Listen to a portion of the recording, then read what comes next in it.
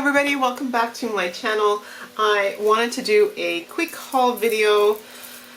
I haven't done a haul video in ages, so I thought I'd just show you a few recent purchases of mine. It is the month of November, so it's the month of my birthday.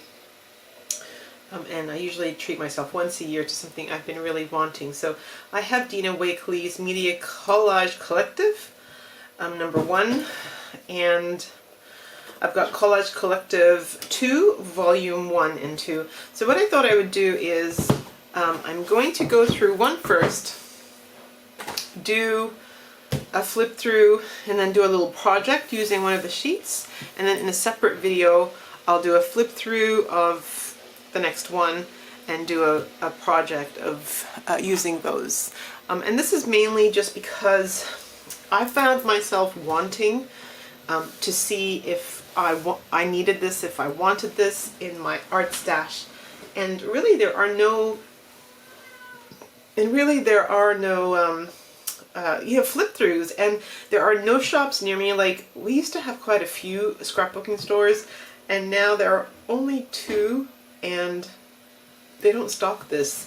I got this from Amazon, from the US, and so yeah, so you're now not able to just go find it on the shelf. So I thought you'd want to know what it is that you were looking for before you bought it. So here we go, a quick flip through.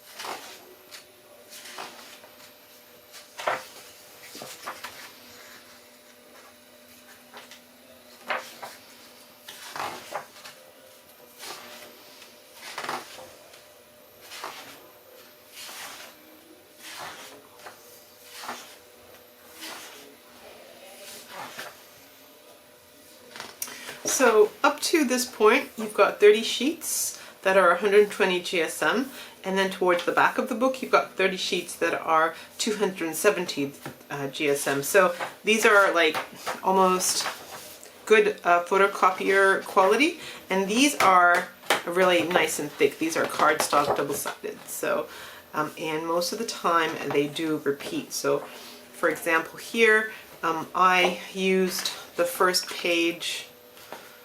I'd ripped it out, which was this one, the thin version of this one. So this is this page repeated, just in the thicker format. So these will all be repeats. And it will help in terms of, you know, what project you're doing. If you just wanted thin paper and you only wanted one side, so you could stick the other side down, that's no problem. If you're using these sheets to make sheets and junk journals and you just wanted the thick stuff, you would use the heavier sheet. But they are double designed, so one in the thin paper and one in the thicker paper.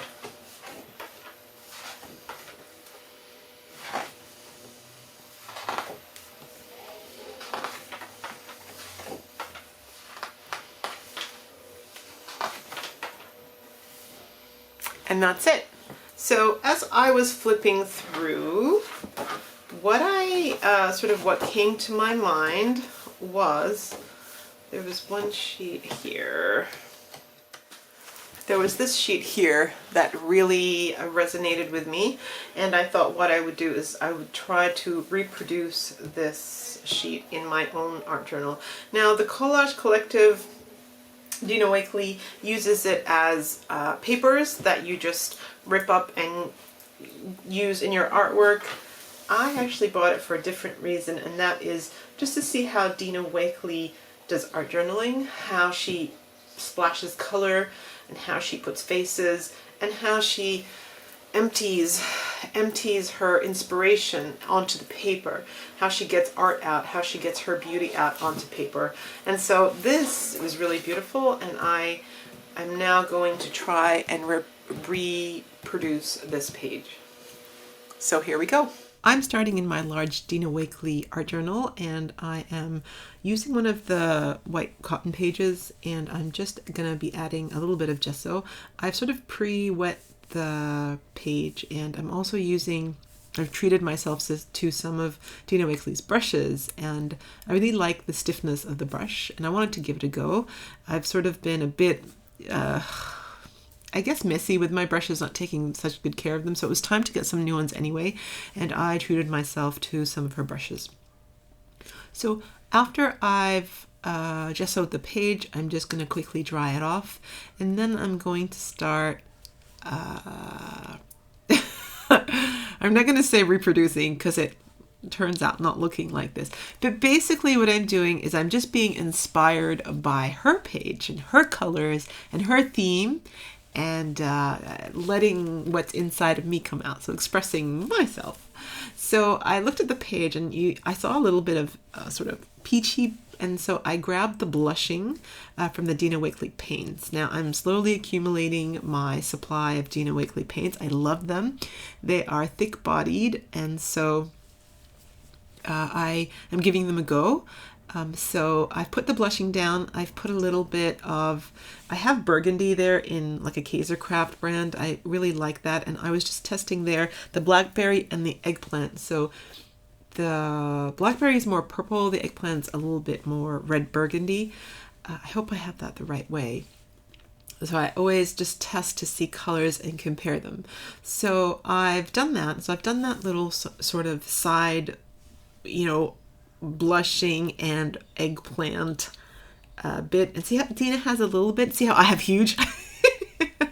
I don't do things little. So then I thought, okay, let's just keep going. Let's just keep going. So now it's time for a little bit of pink. I see pink, and look at me. I just cannot maintain white space. So that pink goes all the way down, and now this white space is reducing, but that's okay. Let's keep going. So after I've dried it,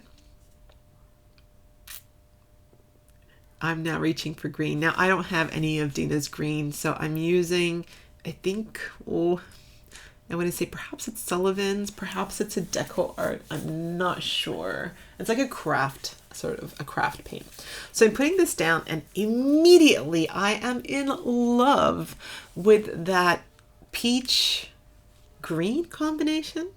That pink green combination, that magenta green combination. So what I do here, I'm just showing you, I have a little journal that I put together myself with just watercolor paper.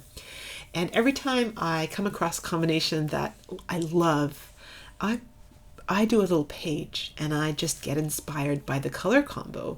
So here I'm just showing you putting that green and that sort of really light peach color together, and it's beautiful. I love it. I never thought to put them together, but here, this is what playing is all about. So as you're doing art in your art journal, and you discover a new passion, something that really sparks your joy, go ahead and take that color scheme, put it somewhere else, work on it later on. So yeah, love it, love it, love it.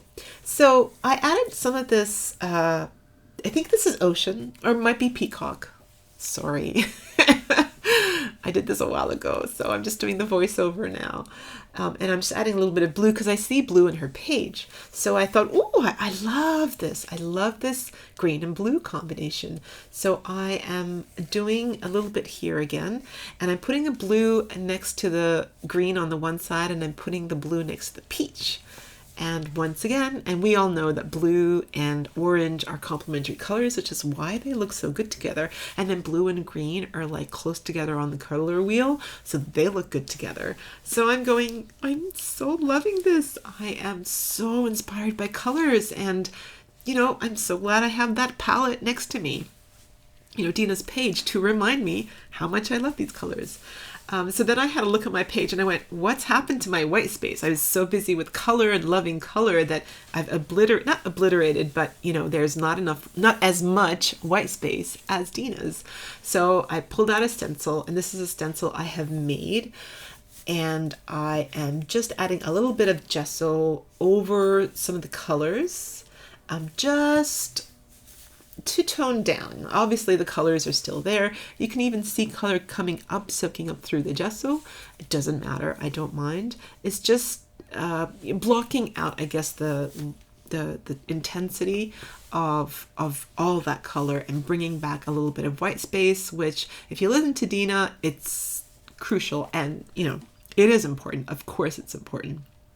So I also treated myself to a stencil. I make many stencils, actually. I bought many stencils, but I'm not doing this big haul. This video is just about the Collage Collective, and then I'm showing you, I bought a brush, a few brushes, and I bought a stencil, a few stencils.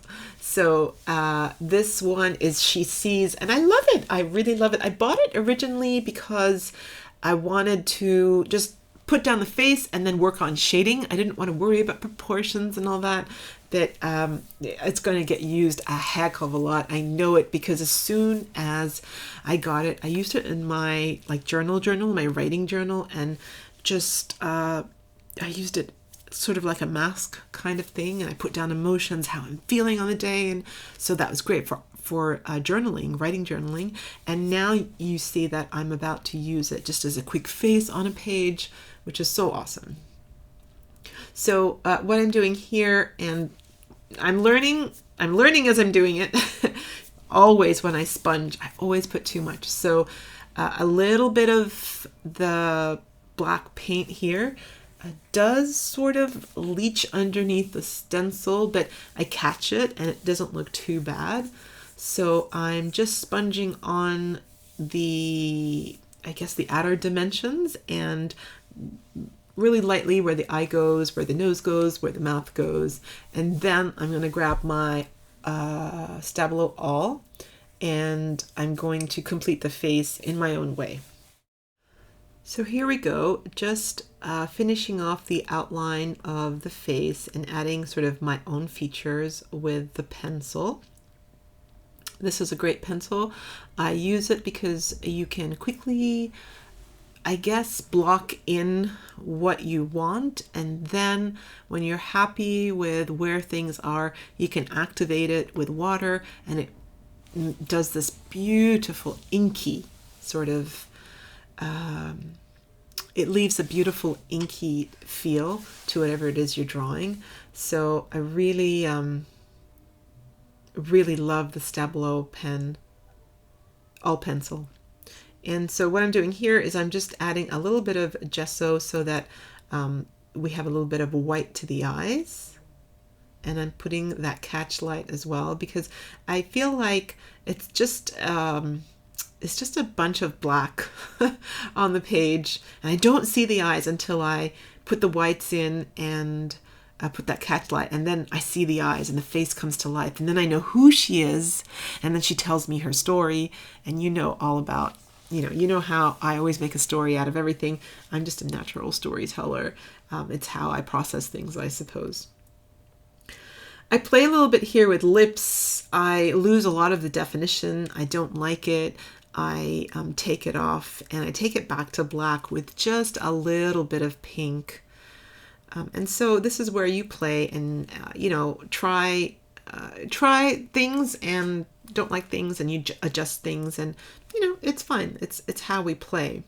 And so here we go with my liner brush, and I'm trying to be quite loosey-goosey. Hold it like a paintbrush, don't hold it like a pencil, as I have well been known to get really tight.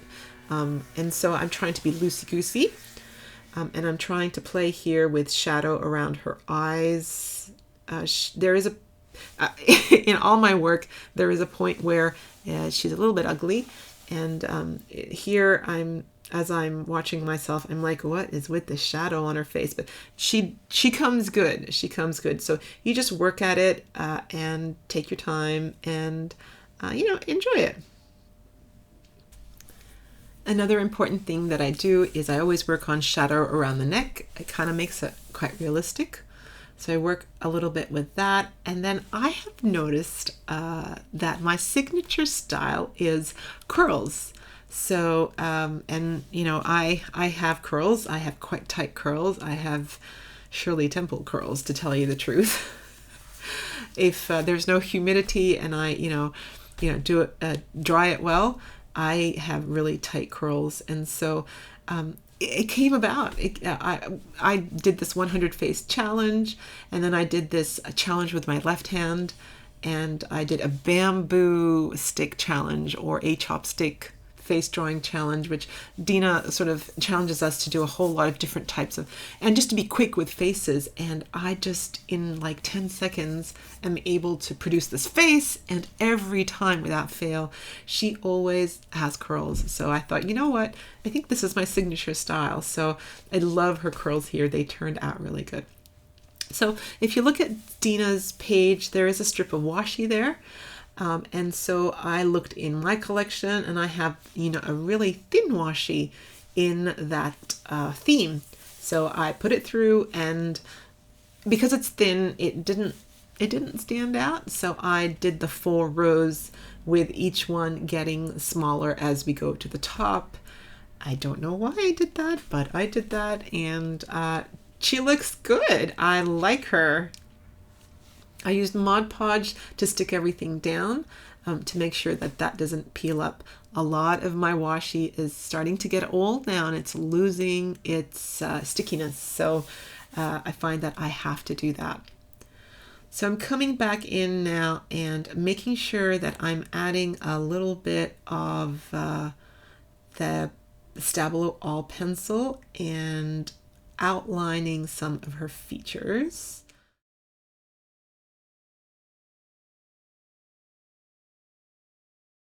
Trying so hard to add definition by doing shading and such, but I'm trying to also be loose, and it's just a quick art page. This is not a portrait. So I had this quote come up inside me: be your authentic self. I am on this beautiful journey of empowerment, and so this is what we were working on this week. So this is what was in my heart. And I thought it was quite interesting because although I had Dina's example there and I had her to inspire me, I did what I wanted to do, which makes things different, which means that you live your own path, do your own thing. Like, we all buy houses, we all eat lunch, we all eat dinner, but we all buy houses that suit us, and we all eat food that suits us. And so we all make art that suits us. So I love how Dina inspired me to make this page, and I love how I took this page to my own level, and that I'm happy with the girl who came out. So thank you guys for joining me. I hope you enjoyed this video. I thought of this theme, and I thought, well, there are a few more pages that I would like to reproduce from volume 1, so you might see a few more coming up. Have a great day, everybody, and I'll see you in my next video.